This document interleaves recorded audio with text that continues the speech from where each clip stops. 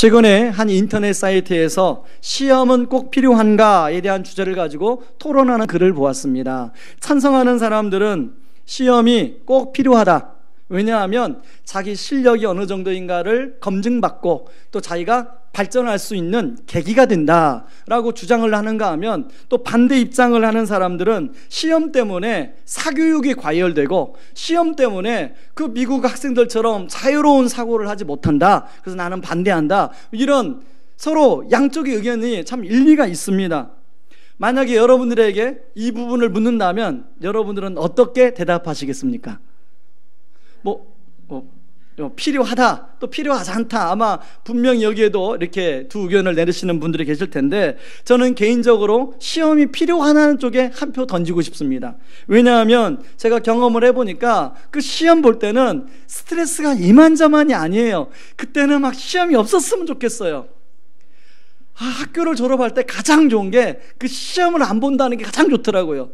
그런데요, 제가 신대원을 들어갈 때 가장 망설였다는 게 또 시험을 봐야 된다는 게, 그게 막 저를 망설이게 만들더라고요. 그러니까 농담입니다. 여러분, 어떻든 간에 여러분, 제 경험상 시험을 보면 힘들지만 이제 시험을 통해서 내 실력이 어느 정도인가를 검증받고 나를 발전할 수 있도록 만드는 하나의 촉진제가 되더라는 것입니다. 성경에도요, 하나님이 우리를 이끌어 가시면서 여러 곳에서 우리를 시험하시는, 테스트하시는 그런 내용이 나옵니다. 예를 들면 여러분, 신명기 8장 2절 말씀, 내 하나님 여호와께서 이 40년 동안에 내게 광야 길을 걷게 하신 것을 기억하라.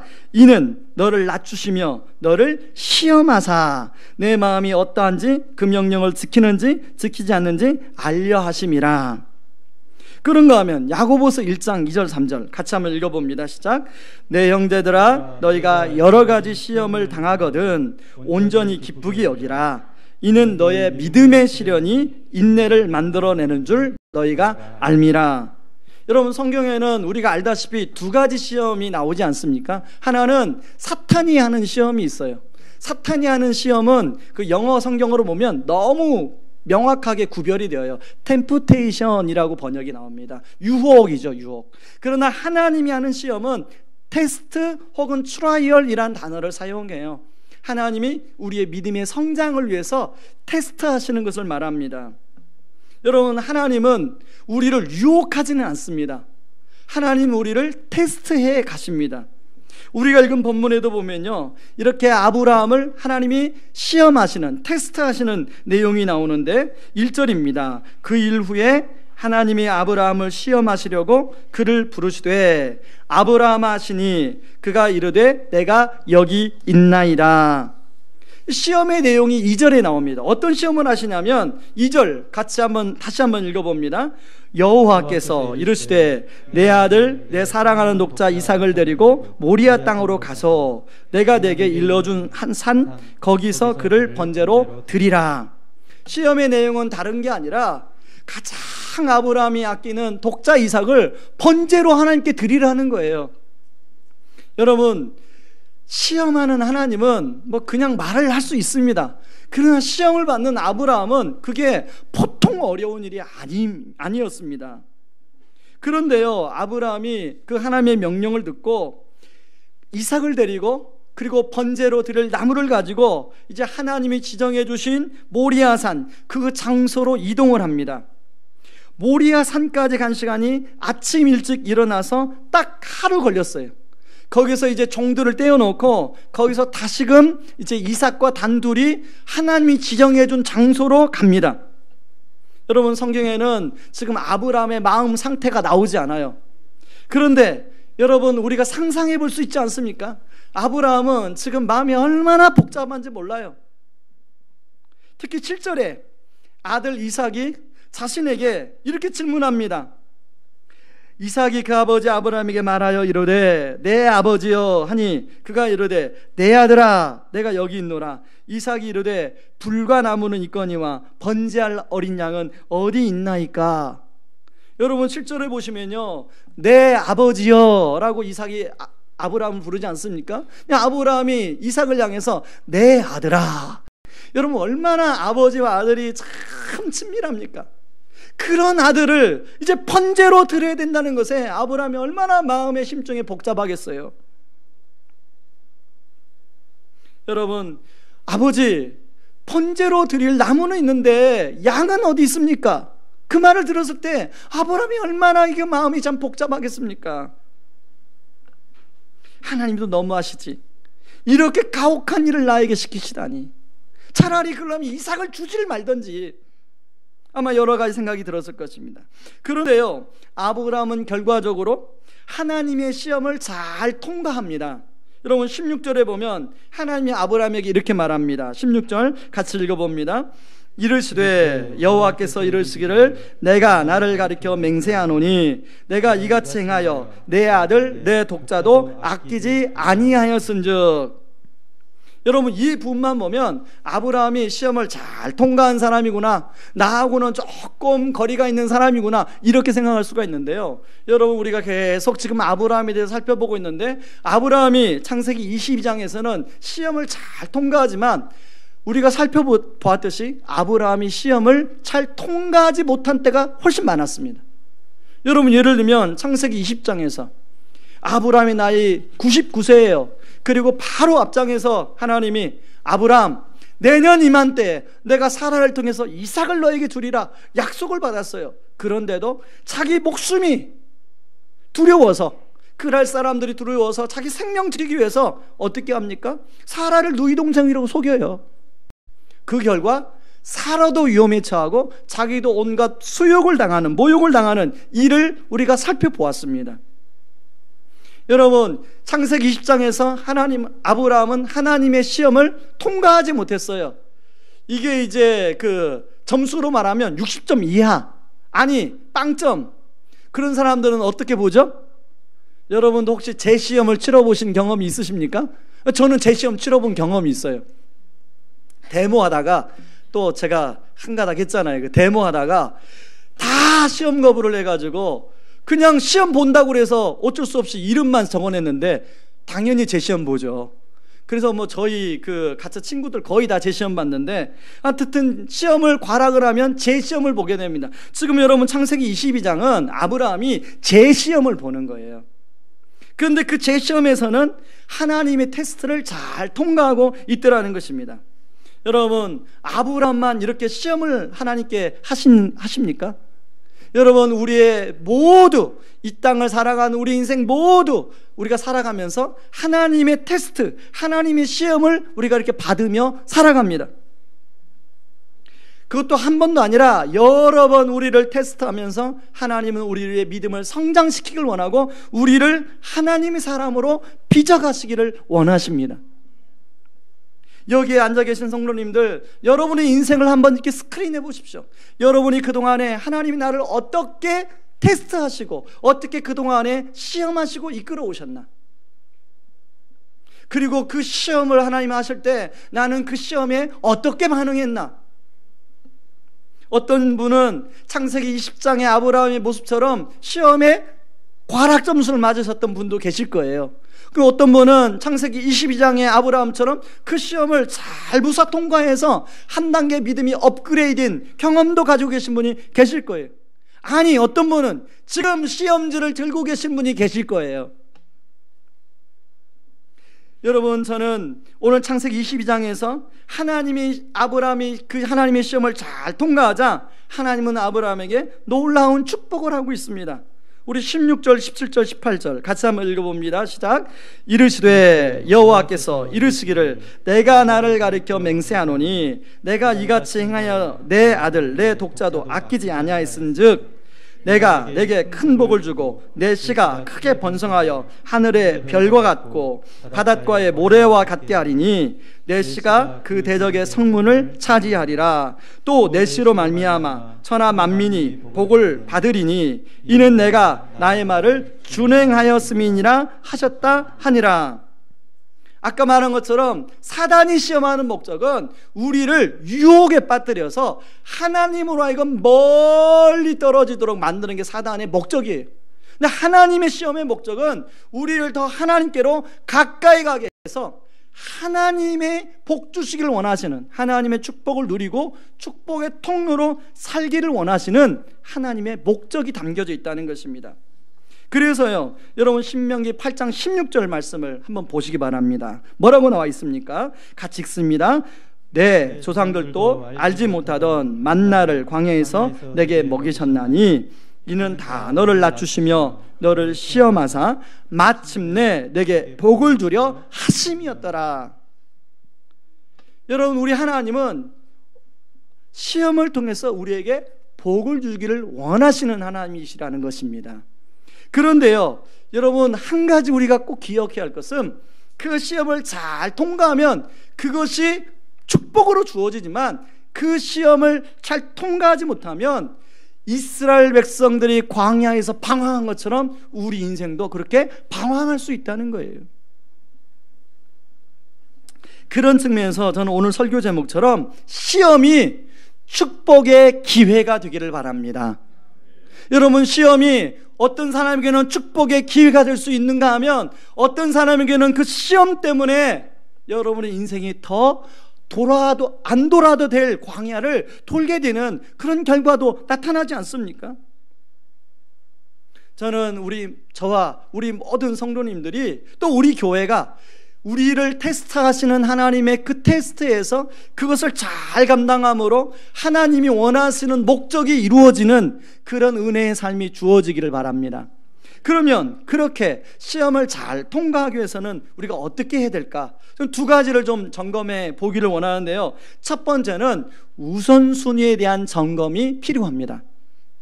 여러분, 창세기 20장에서 아브라함이 실패하고 아비멜렉 앞에서 온갖 수모를 겪습니다. 그때 아브라함의 우선순위는 뭐였냐면 자기의 생명, 자기의 목숨이 1번이었어요. 여러분, 이미 창세기 18장을 통해서 이제 사라를 통해서 이삭이 태어날 것이다 라고 했는데 사라 관심 파기, 사라는 2번이에요. 이삭 3번이에요. 자기의 목숨이 1번이었어요. 그날 사람들이 아비멜렉이 두려워서 우선순위가 바뀌어버렸어요. 그런 결과 우리가 창세기 20장 살펴본 것처럼 아브라함이 그렇게 많은 그런 수모를 당하고 어려움을 당하는 일을 겪게 되었습니다. 그런데요, 이런 뼈아픈 경험을 한 아브라함, 창세기 22장에서는 전혀 다른 모습을 보여줍니다. 창세기 21장에 이삭이 태어났습니다. 그리고 이제 100세에 하나님의 약속대로 아들을 받았습니다. 아브라함 입장에서 이삭이 얼마나 예뻤는지 모르겠어요. 눈에 넣어도 아마 아프지 않았을 겁니다. 하나님 보실 때도 아브라함 이삭을 참 사랑하는 것을 보았어요. 그런데요, 때로는 이런 하나님의 축복의 선물이 자칫하면 하나님과의 관계 속에서의 걸림돌이 될 수 있다는 걸 여러분 아십니까? 여러분, 하나님의 축복의 선물이 자칫하면 우상이 될 수 있다는 건 여러분 아십니까? 실제로 우리 삶 속에서 우리가 그런 유혹에 놓일 때가 많이 있어요. 여러분, 그 마태복음 19장에 나오는 부자 청년의 예가 그런 예 아닙니까? 여러분, 많은 사람들이 그 당시에 이 부자 청년을 보면서 이 부자 청년은 하나님께 축복받아서 부자가 됐다고 생각했습니다.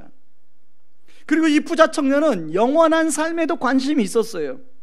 그래서 예수님은 이 청년을 예수님의 제자로 초청합니다. 근데 예수님의 제자로 초청할 때 예수님이 가장 중요한 걸 점검해요. 우선순위. 그게 마태복음 19장 21절 22절에 나옵니다. 예수께서 이르시되 내가 온전하고자 할진대 가서 내 소유를 팔아 가난한 자들에게 주라. 그리하면 하늘에서 보화가 내게 있으리라. 그리고 와서 나를 따르라 하시니 그 청년이 재물이 많음으로 이 말씀을 듣고 근심하여 가니라. 다시 말하면 이 청년은 하나님의 축복으로 받은 재물이 하나님께 나아가는데, 예수님께 나아가는 데에 걸림돌이 되고 있더라는 것입니다. 결국은 예수님 따르는 걸 포기합니다. 마찬가지로 하나님을 부자 청년을 테스트한 것처럼 오늘 본문에서 아브라함을 테스트하고 있습니다. 아브라함의 가장 중요하게 여기고 가장 사랑하는 이삭을 번제로 드리라고 하나님은 테스트를 요구합니다. 창세기 22장 2절 말씀을 같이 한번 읽어보겠습니다. 여호와께서 이르시되 내 아들 내 사랑하는 독자 이삭을 데리고 모리아 땅으로 가서 내게 일러준 한 산 거기서 그를 번제로 드리라.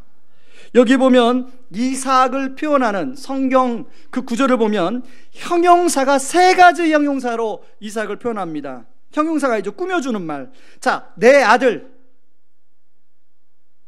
내 사랑하는 독자 이삭. 일부 때는 스크린에 보여주셨는데, 자, 스크린에 한번 띄워주세요. 자, 여러분, 내 아들, 내 사랑하는 독자 이삭. 여러분, 그만큼 아브라함이 지금 이삭을 사랑한다는 거 아니겠습니까? 그런데요, 하나님이 그런 가장 아끼고 소중한 이삭을 번제로 바치라는 거예요. 다시 말해 우선순위가 무엇인가를 점검하라는 거예요, 아브라함에게. 그런데요, 아브라함은 이 하나님의 테스트를 멋지게 통과하고 있더라는 것입니다. 그 말이 떨어지기가 무섭게 아침 일찍 이삭을 데리고 번제할 나무를 가지고 모리아산, 하나님이 지정하신 장소로 이동합니다. 아브라함은 하나님께 무슨 항변도 하지 않아요. 하나님에 대해서 어떤 말로 따지지도 않습니다. 그리고 9절 10절에 보니까요, 그 사랑하는 독자 이삭을 제단 나무 위에 이제 내밀어 칼을 잡고 그 아들을 실제 죽이려고 하는 장면이 나옵니다. 9절 10절을 제가 읽어봅니다. 하나님이 그에게 일러주신 곳에 이른지라 이에 아브라함이 그곳에 제단을 쌓고 나무를 벌려놓고 그의 아들 이삭을 결박하여 제단 나무 위에 놓고 손을 내밀어 칼을 잡고 그 아들을 잡으려 하니. 여러분, 개역 한글 성경은 그 아들을 잡으려 한다는 표현을 잘 쓰지 않습니다. 그런데 여러분, 개역 개정에 그 아들을 잡으려 하니, 마치 지금 아브라함이 양을 잡듯이 지금 이삭을 잡으려고 한다는 거예요. 실제로 지금 죽이려고 하고 있습니다. 만약에 하나님이 아브라함을 말리지 않았으면 이삭을 죽였을 거예요. 그래서 하나님은 이런 아브라함의 모습을 보고 뭐라고 말씀하시냐면, 독자 이삭을 아끼지 아니하였으니 이제야 내가 하나님을 경외하는 줄을 아노라고 말씀을 합니다. 이 말씀을 다시 제가 쉽게 말하면, 네가 나를 1번으로 생각하는 줄 내가 알았으니 네가 진짜 나를 믿는 줄을 내가 알겠다, 그런 말입니다. 여러분, 이처럼 하나님은 우리의 우선순위가 제대로 되어 있는지, 그것이 그냥 말로만 입술로만 하는 고백인지 아니면 실제로 그러한지를 테스트하십니다. 여러분, 저와 여러분에게 이삭처럼 소중하게 생각하는 것이 무엇입니까? 여러분의 삶의 1번은 무엇입니까? 요즘 남편들은 1번, 2번, 3번에도 축에 못 든다고 그러더라고요. 1번이 큰아들이고 2번이 작은아들이고 3번은 강아지고. 그래서 제가 물어봤습니다. 그러면 남편은 몇 번입니까? 그랬더니 등수 안에 못 든대요. 몇 번인지 모르겠대요. 여러분, 아브라함처럼 그 어떤 것보다도 하나님의 말씀을 우선순위에 놓고 살아가는지를 하나님은 우리에게 반드시 테스트하신다는 것입니다.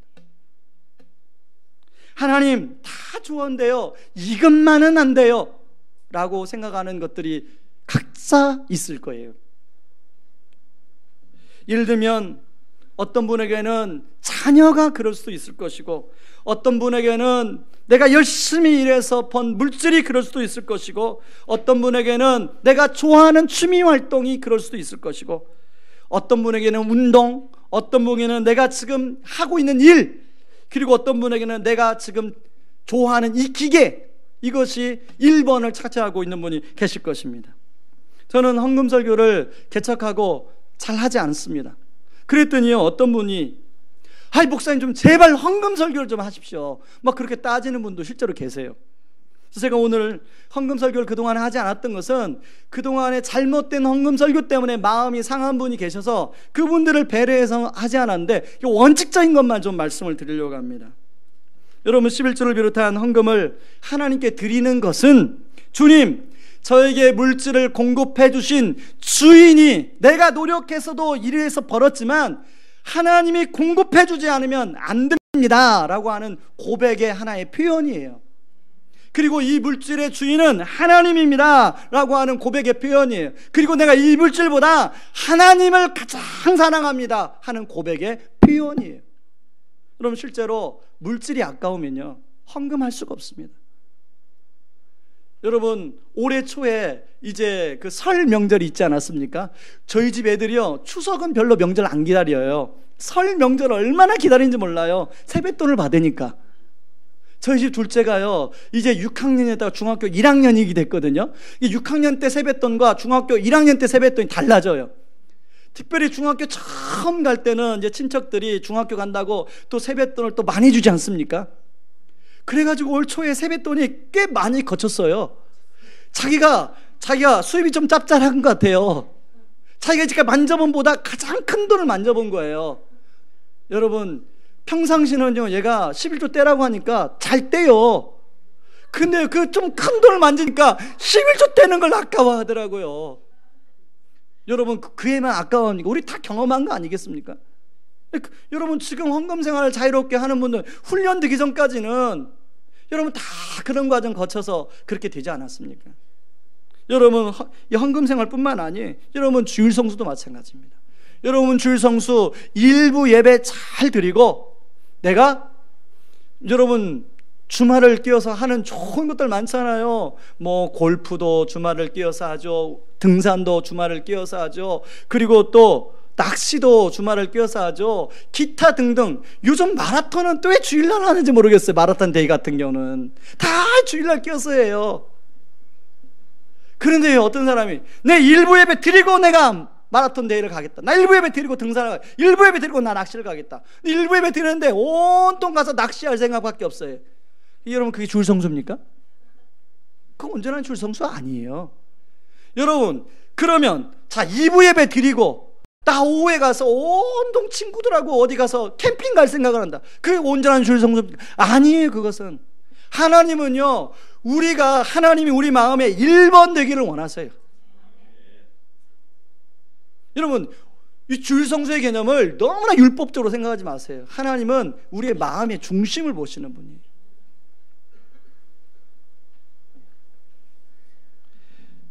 여러분, 하나님은 우리의 마음을 다 아십니다. 그래서 때로는 여러분 마음 중심에서 상황적으로는 하나님 1번을 못 모시는데 마음 중심에서 1번을 모시는 그런 때 있잖아요. 전 그거 하나님 주일 성수라고 받으신 줄 믿습니다. 여러분, 이번에 GOP 그 사고 난 그 GOP 저도 근무해 봤습니다. 제가 근무했던 GOP 193초소, 195초소, 201초소 저 근무했어요. 6개월 동안. 거기는 교회가 없어요. 주일 예배를 어떻게 드립니까? 그리고 매번 3교대 근무를 해야 돼요.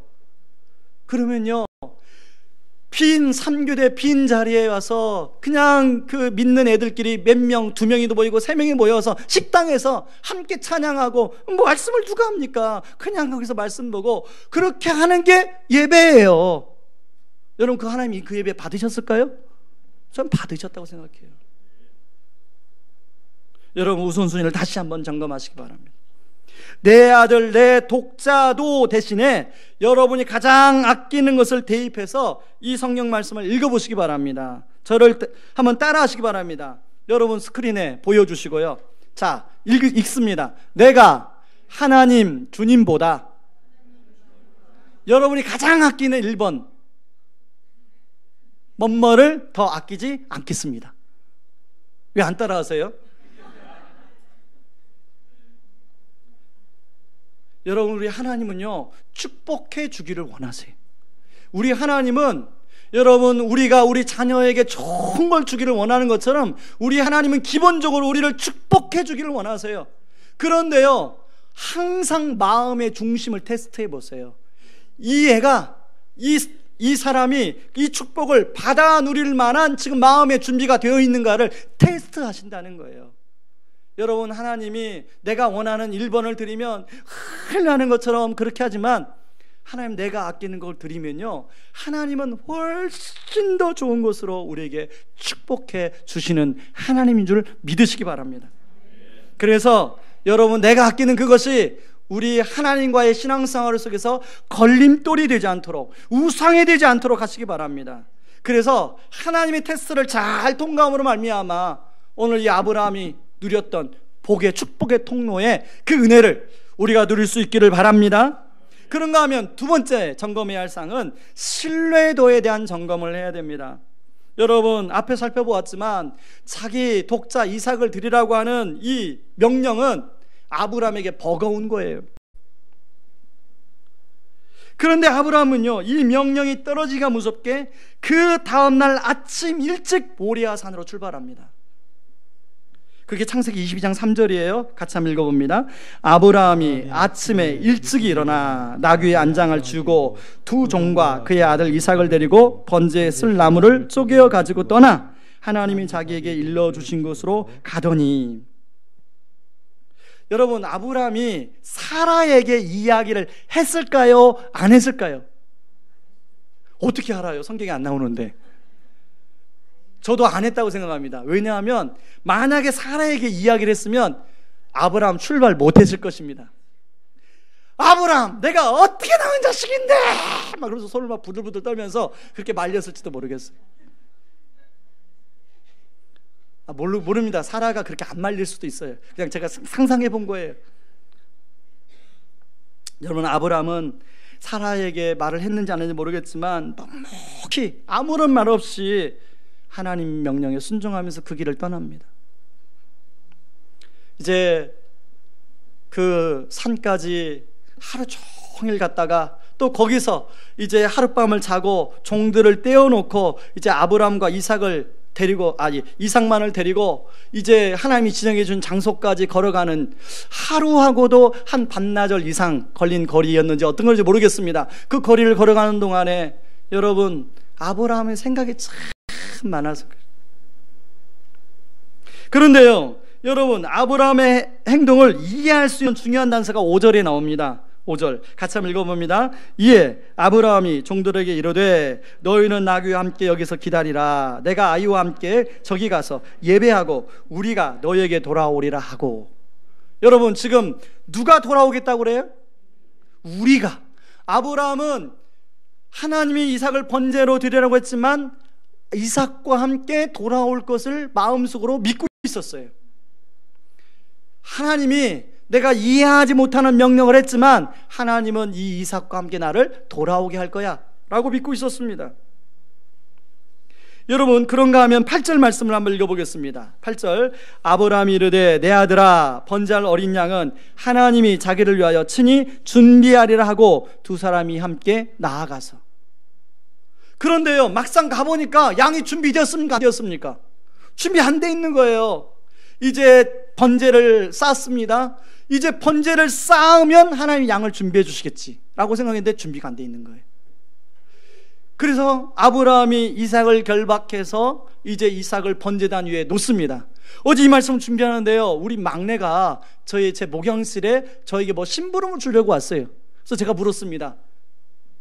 성현아, 너는 여기 이삭이 지금 아브라함의 결박당해가지고 이렇게 번제로 조용하게, 또 10대 한 너 나이쯤 됐는데 이게 조용하게 결박당하는데 너 같으면 어떻게 하겠니? 그랬더니 자기 같으면 아빠, 저는 딴 생각할 거예요. 여러분, 이삭이 이렇게 순종하는 것도요, 이게 쉬운 일이 아니죠. 그렇죠? 10대 중반이면 얼마든지 반항할 수 있잖아요. 그런데 저는 이삭이 이렇게 하는 게 아브라함 같은 믿음이 이삭에게도 있지 않았나, 그런 생각을 하게 됩니다. 여러분, 이제 10절에 보니까요, 그렇게도 양이 나타나지 않으니까 어떻게 합니까? 아브라함이 이삭을 죽이려고 하는 절이 10절이에요. 여러분, 10절을 잘 이해하려면요, 히브리서 11장 17절 19절을 함께 봐야 됩니다.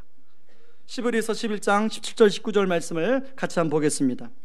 아브라함은 시험을 받을 때 믿음으로 이삭을 드렸으니 그는 약속들을 받은 자로 돼 그 외아들을 드렸느니라. 그에게 이미 말씀하시기를 내 자손이라 칭할 자는 이삭으로 말미암음이라 하셨으니 그가 하나님이 능히 이삭을 죽은 자 가운데서 다시 살리실 줄로 생각한지라. 비유컨대 그를 죽은 자 가운데서 도로 받은 것이니라. 이 말씀에 하면 아브라함이 이삭을 드렸던 게 믿음으로 드렸다는 거예요. 어떤 믿음이냐? 이삭이 죽을지라도 하나님께서 이삭을 죽은 자 가운데서 다시 살려주실 것을 믿는 믿음. 근데 이런 믿음은 어디서 근거했느냐? 그동안에 하나님의 아브라함에게 주신 약속의 말씀을 근거로 하고 있더라는 거예요. 여러분, 아브라함에게 하나님이 후손에 대해서 얼마나 많이 말씀했습니까? 그리고 너에게 아들을 주시고 그 아들을 통해서 많은 민족의 조상이 되게 하겠다, 이렇게 말씀했다는 거예요. 하나님이 이 약속을 한 번, 두 번 한 게 아니기 때문에 하나님이 이삭을 번제로 드리라고 하지만 분명히 하나님은 내가 죽여도 다시 살려서 그렇게 하실 것이다 라는 신뢰, 하나님을 향한 신뢰가 아브라함에게 있었다는 것입니다. 여러분 안에 하나님을 향한 이런 신뢰가 있으십니까? 여러분, 우리가 신앙생활하면서 이런 하나님을 향한 전적인 신뢰가 있으면 여러분, 신앙생활이 행복합니다. 신앙생활에 기쁨이 있습니다. 근데 많은 분들이요, 하나님을 믿는다고 하면서도 이렇게 100% 하나님을 신뢰하지 못합니다. 그러다 보니 하나님께 온전한 순종을 못 드려요. 심지어는요, 안개와 같이 사라지는, 거품처럼 사라지는 사람을 믿으면서도 하나님을 잘 믿지 않으려고 그래요. 성경에 수없이 하나님의 약속의 말씀을 해주셨음에도 불구하고 말씀을 믿지 않고 자꾸만 자신의 생각대로, 자신의 소견에 오른 대로 행하려고 하는 모습이 저나 여러분들이나 많이 있지 않습니까? 그러다 보니까 하나님의 테스트에서 자꾸 고배를 마시는 거예요. 그럴수록 인생은 어떻게 돼요? 마치 광야에서 방황하는 백성처럼 우리의 인생이 돌지 않아도 돌아야 될 인생길을 돌게 된다는 것입니다.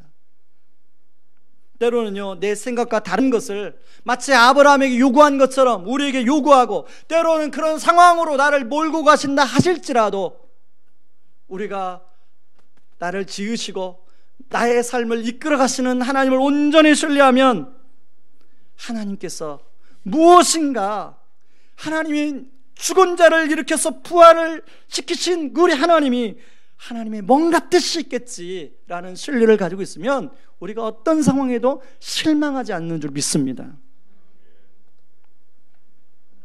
그러므로 성경에 나온 말씀대로 여러분의 인생을 하나님 말씀에 순종해 보기로 작정하시기 바랍니다.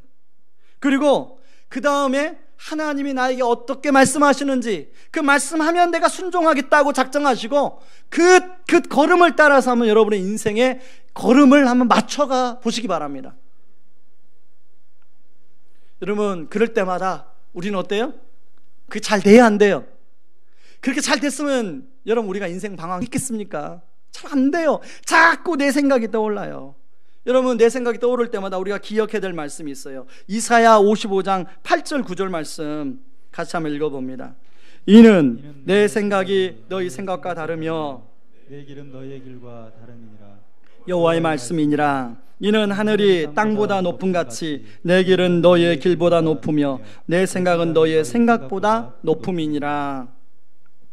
여러분, 우리의 생각보다 하나님의 생각이 훨씬 깊고 우리가 생각하는 길보다 하나님의 길이 훨씬 더 안전하고, 여러분 정말 그것을 믿으십니까?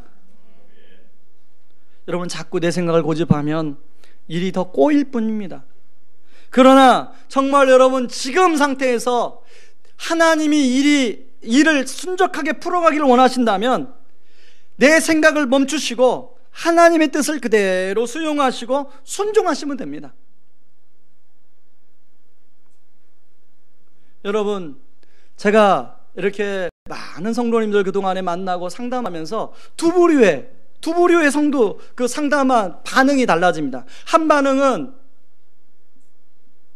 이렇게 이제 하나님 말씀에 근거해서 이렇게 말씀을 권면하면 그 말씀에 진짜 그대로 수용하고 순종하려는 그런 한 케이스가 있고요. 하나님 말씀을 가지고 권면하면 그냥 권면할 때는 아멘으로 받지만 삶으로 순종하지 않는 그런 케이스가 있습니다. 전자 같은 경우는요, 분명히 거기에 하나님이 개입하심이 나타나요. 분명히 하나님의 개입하심이 나타나요. 지난주에도 한 성도님을 만났는데 진짜 어려운 상황에 있는 성도님인데 제가 그분한테 그런 거예요. 나는 성도님 입장에 있으면 나는 그렇게 못합니다. 내가 성도님을 존경합니다. 어떻게 그렇게 하나님 말씀을, 저는 목사니까 권면했는데 그걸 바로 수용해서 그렇게 실천하시냐고. 그랬더니요, 변화가 나타나요. 그렇게 한 지 얼마 안 됐는데도 벌써 변화가 나타나고 있어요. 너무 감사하더라고요. 여러분, 7월 추천 도서인 신트로피 드라마라는 책이 있습니다. 제가 오늘 이 책을 가져왔는데요, 이 책 내용이 이렇게 하드카바가 된데 굉장히 내용은 얼마 안 됩니다. 한동대학교 우리 김영길 총장님이 쓴 책인데, 왜 이 책 제목이 신트로피 드라마인가? 여러분, 신트로피 이게 무슨 말인가? 여러분 그러지 않겠습니까? 이 신트로피 드라마를 제가 책을 보니까 엔트로피 법칙, 여러분 과학에서 나오는 엔트로피 법칙 혹시 기억나십니까? 다 그런 말을 언제 배웠더라? 다 그런 표정인데요, 저도 들은긴 기억이 나는데 잘 제가 개념해서 좀 공부를 했습니다. 여러분들 설명해 드리려고. 여러분, 엔트로피 법칙은 모든 자연계의 물질은 질서에서 무질서로 변화가 된다. 그러나 무질서로 변화된 그 물질은 더 이상 질서로 변화되지 못한다. 이게 엔트로피 법칙이에요. 예를 들면 여러분, 석탄을 뗐습니다. 그럼 재로 변했잖아요. 근데 그 재가 더 이상 석탄으로 변화될 수 없다는 거예요. 그게 엔트로피 법칙이에요. 하나만 더 예를 들겠습니다. 여러분, 지금 시원한 에어컨을 통해서 여러분 시원한 공기가 나오시죠? 자, 전기 에너지가 시원한 공기로 바뀌었습니다. 여러분 지금 시원하시죠? 자, 그 시원한 공기를 모아서 전기 에너지로 만들 수 없다는 거예요. 그게 엔트로피 법칙이에요. 이제 확실히 이해가 되시죠? 그 반대말이 신트로피라는 말을 지어내신 거예요. 이게 뭐냐면, 하나님은 인간 자연 법칙은 무질서에서 질서가 될 수 없지만, 하나님은, 창조주신 하나님은 무질서를 질서로 만드시는 하나님. 그래서 신트로피라는 말을 거기서 만드신 거예요, 이분이. 그리고 우리 하나님을 믿는 사람도 하나님 뜻에 순종하면 얼마든지 신트로피 드라마의 삶을 만들어갈 수 있다고 이야기하고 있습니다, 이 책에서. 여러분, 이 책의 내용인지 알겠죠? 그런데요, 이 책의 내용 중에 이제 이런 내용이 있습니다. 이분이 이제 한동대학교를 개교하고 기숙사를 짓고 또 다른 건물을 짓고 하면서 돈을 막 융통해서 썼는데 IMF가 터진 거예요. 그러다 보니까 교수님들 월급을 못 줬어요. 그런 찰나에 국가에서 나오는 지원금을 받게 됐습니다. 그러니까 급한 불을 꺼야 되잖아요. 그래서 교수님들 월급을 주었습니다. 그랬더니 그게 법적으로는 국가 지원금 전횡죄인가 그런 법에 위촉이 되었다는 거예요. 그래서 고발을 당했다는 거예요. 그런가 하면 월급을 못 줬으니까 노동법에 고발을 당해서 이제 재판을 받게 됐어요. 그래서 총장님, 부총장님 재판을 받게 되었는데, 이게 그게 큰 법에 위촉이 됐더라도 이렇게 큰 형을 받을 일이 아니라는 것입니다. 그래서 너무 가벼운 마음으로 재판장에 갔다는 거예요, 법정에. 그런데요, 판사가 어떻게 됐는지 법정 구속을 시켰다는 거예요. 그 재판 첫날 갔는데 법정 구속을 시켰다는 거예요. 그래서 52일 동안 감옥에 들어가게 됩니다. 지금 학교 건물 짓어서 돈 여기서 메꾸고 여기서 빌리고 메꿔야 되는데 그것만 해도 지금 정신없는데 갑자기 모든 걸 수습시키고 하나님이 감옥에 집어넣어 버리셨대요. 그때 쓴 글을 제가 한번 읽어드리겠습니다. 내 나이 62, 어쩌다가 이곳에 눕게 되었는가. 35명이 나란히 누운 그 좁은 방에서 나는 하나님 앞에 벌거벗은 영혼으로 섰다. 솔직히 이틀 동안은 어찌해야 할지 정신이 없었다. 그때까지 힘겹게 학교를 이끌어오면서 교도소까지 오게 될 줄을 미처 몰랐기 때문이다. 나는 교도소를 이끄신 하나님의 뜻을 생각하기 시작했다. 그 순간 떠오른 말씀이 시편 37편 5절 7절 말씀이었다. 내 길을 여호와께 맡기라. 그를 의지하면 그가 이루시고 내 의를 빛같이 나타내시며 내 공의를 정오의 빛같이 하시리로다. 여호와 앞에 잠잠하고 참아 기다리라. 자기 길이 형통하며 악한 꾀를 이루는 자 때문에 불평하지 말지어다. 하나님은 우리를 스스로 주인이 되는 삶으로 부르지 않으시고 우리의 주인 되시는 주님을 믿는 삶으로 부르셨다. 나는 주인이신 하나님이 나와 학교를 끝까지 붙들어 주실 걸 믿고 기도했다. 여러분, 이분이 이제 이 책을 제가 읽어보니까 그 감옥에서 이제 35명과 함께 방을 쓰고 있는데요, 잠을 자는데 그 좁은 방에서 어떻게 35명이 잘까 생각했더니 여러분 지그재그로 칼잠을 잔다는 거예요. 그 감옥 생활에서 있는 동안에 한 사람 한 사람 얘기를 들어주고 그를 위해서 기도해주고 그런 가운데 하나님이 복음을 전하게 하고 그런 일을 하나님이 거기서 시키셨다는 거예요. 여러분 이분에게 우리가 무엇을 배울 수 있습니까? 자신이 이해하지 못하는 그런 상황에 놓였음에도 불구하고 그 속에서 하나님이 여기에 이끄셨다면 이끄신 뜻이 있을 것이다. 그리고 그 뜻에 이분이 하나하나 순종하고 있는 거 아니겠습니까? 우리가 삶을 살다 보면 이 총장님처럼 그리고 아브라함처럼 예상 못하는 그런 테스트의 현장으로 우리를 몰아가실 때가 있습니다. 중요한 것은 바로 그때 불평하지 말고 누구에게 원망하지 말고 변함없이 나의 삶을 이끌어 가시는 하나님을 신뢰하고 나아가는 것이 중요한 줄 믿습니다. 그리고 그 상황 속에서 하나님이 나에게 요구하시는 것이 무엇인가, 내가 지금 여기서 내가 순종하기를 원하시는 것이 무엇인가를 곰곰이 물어보고 그것을 알려주실 때 그것이 무엇이었든지 하나하나 순종할 때 하나님의 테스트를 우리가 성공적으로 통과하게 되는 줄 믿습니다. 그렇게 될 때 오늘 설교의 제목처럼 시험은 축복의 기회가 되는 줄 믿습니다. 우리 이 시간에 여러분 나는 믿네라는 찬양입니다. 여러분 이 나는 믿네라는 찬양 작년 여름에 우리 하늘빛 우리 교회 왕재천 목사님이 말씀 인도하러 오셔서 불렀던 찬양이에요. 여러분 내게 허락하신 시련을 통해 나의 믿음 더욱 강하게 자라나고 험한 산과 골짜기 지나는 동안 주께 더 가까이 나를 이끄시네. 여러분 이 고백하면서 우리가 함께 찬양으로 나아가겠습니다. 같이 찬양합니다.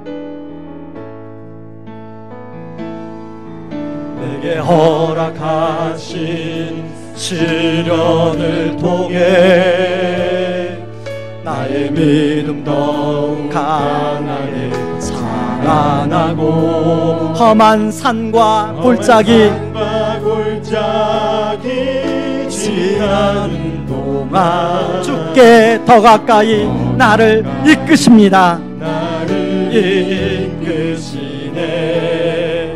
내가 겪는 시험이 어렵고 힘겨워도 내 주님보다 크지 않네.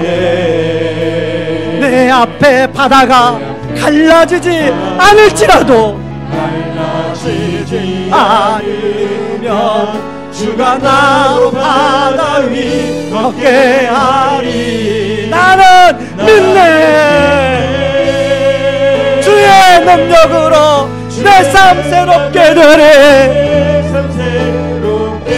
나는 믿네. 주의 능력으로 담대히 나가리라. 주와 함께 싸워 승리하리라. 날마다 믿음으로 나 살아가. 한 번 더 찬양합니다. 내게 허락하신 시련을 통해 나의 믿음 독하게 자라나고 험한 산과 골짜기 지나는 동안 주께 더 가까이 나를 이끄시네.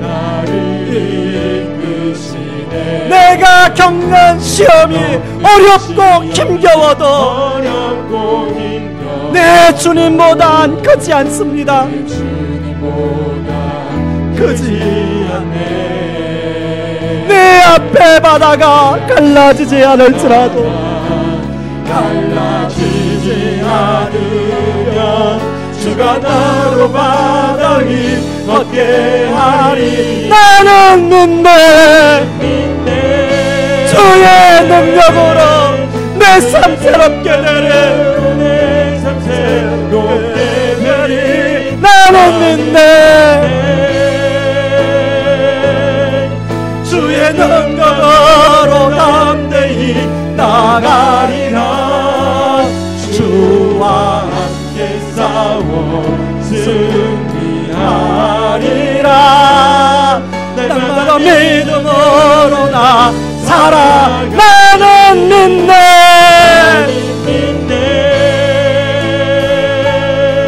주의 능력으로 내 삶 새롭게 되리. 나는 믿네.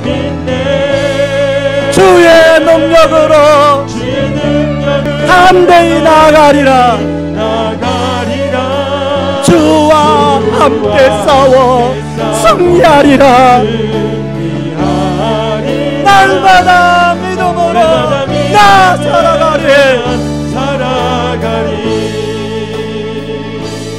여러분, 그동안에 하나님의 테스트를 잘 받으셨습니까? 하나님보다 더 사랑하고 좋아하는 것 내려놓지 못해서 하나님 테스트에 낙방하지는 않으셨습니까? 여러분, 그렇다면 내가 아끼는 것, 내가 붙들고 있는 것 우선순위에서 내려놓으시기 바랍니다. 예기치 못한 상황에 놓일 때 그것이 하나님의 시험인 줄 모르고 불평하며 낙심하며 그런 상황을 만든 대상을 원망하며 그런 보낸 적은 없습니까?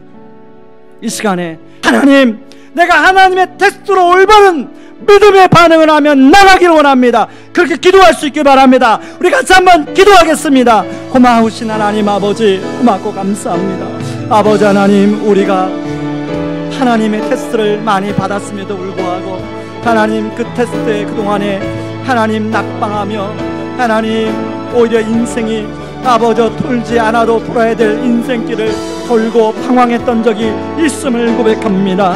하나님 아버지, 우리가 아버지 내가 가장 아끼는 그것 아버지 내 삶의 우선순위에서 아버지 내려놓을 수 있게 하여 주시옵소서.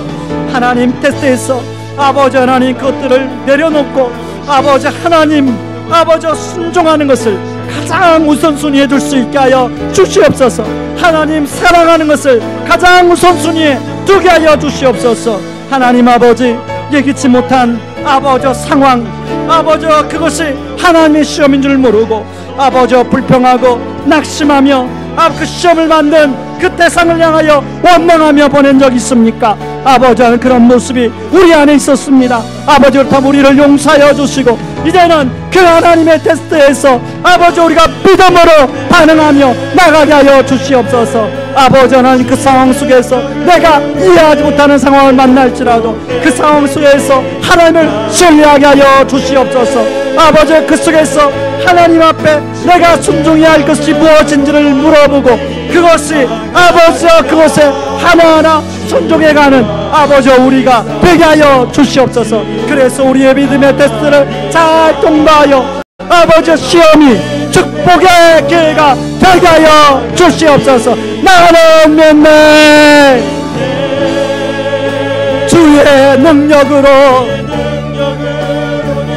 삶 새롭게 되리. 나는 믿네. 주의 능력으로 담대히 나가리라. 주와 함께 싸워 승리하리라. 날마다 믿음으로 나 살아가리. 내게 허락하신 시련을 통해 우리 다같이 일어나서 찬양합니다. 시련을 통해 나의 믿음 더욱 강하게 자라나고 험한 산과 골짜기 지나는 동안 주께 더 가까이 나를 이끄시네. 내가 겪는 시험이 어렵고 힘겨워도 내 주님보다 크지 않네. 내 앞에 바다가 갈라지지 않으면 주가 나로 바다 위 걷게 하리. 나는 믿네. 우리 손 들고 찬양합니다. 주의 능력으로 내 삶 새롭게 되리. 나는 믿네. 주의 능력으로 담대히 나가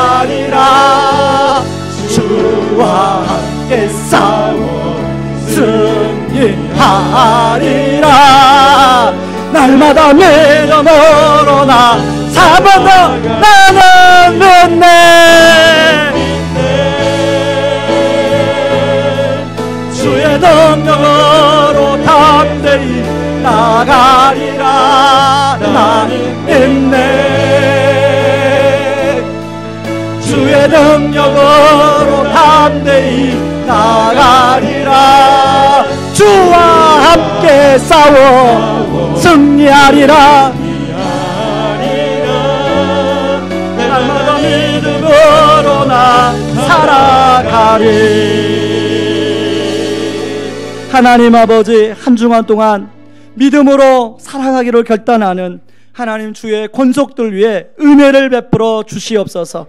하나님, 우리 삶 가운데 참 믿음의 테스트를 많이 거치게 되는데 우리가 그동안에 그런 테스트에서 내가 가장 아끼는 것 손에 쥐었다가 테스트에 낙방한 적이 얼마나 많이 있었습니까? 하나님, 내 삶의 우선순위를 바로 세울 수 있게 하여 주시옵소서. 하나님을 가장 내 삶의 우선순위를 모시게 하여 주옵소서. 그런 믿음을 주시옵소서. 하나님, 또한 하나님이 때로는 예기치 않은, 하나님 내가 이해하지 못하는 상황으로 우리를 몰아가나 할지라도 하나님 어떤 상황에서도 아브라함처럼 또 그 김영길 총장님처럼 하나님을 신뢰할 수 있는 믿음을 우리에게 허락하여 주시옵소서. 그래서 하나님의 테스트를 잘 통과해서 시험이 축복의 기회가 되게 하여 주시옵소서.